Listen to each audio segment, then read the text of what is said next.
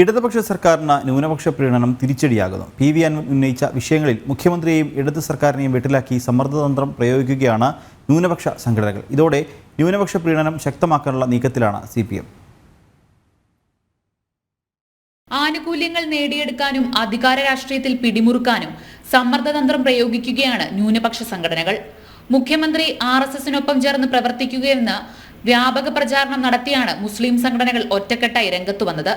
ഇതോടെ ഇടതു സർക്കാരിനെ വെട്ടിലാക്കി ന്യൂനപക്ഷ പ്രീണനം ശക്തമാക്കാനുള്ള നീക്കമാണ് നടത്തുന്നത്. വിരുദ്ധ ആശയങ്ങളിലൂന്നി പ്രവർത്തിക്കുന്ന മുസ്ലിം സംഘടനകളടക്കം ഇക്കാര്യത്തിൽ ഒറ്റക്കെട്ടായി രംഗത്തുണ്ട്. സമസ്തയുടെ മുഖപത്രമായ സുപ്രഭാതത്തിൽ മുഖ്യമന്ത്രിക്കെതിരെയും CPMനെതിരെയും വലതുപക്ഷ പ്രീണനം ആരോപിച്ച് മുഖപ്രസംഗം എഴുതി. തൊട്ടുപിന്നാലെ കാന്തപുരം വിഭാഗത്തിന്റെ SSFന്റെ വാരികയായ റിസാലയും സമാന ആരോപണങ്ങൾ ഉന്നയിച്ച് മുഖപ്രസംഗം എഴുതി.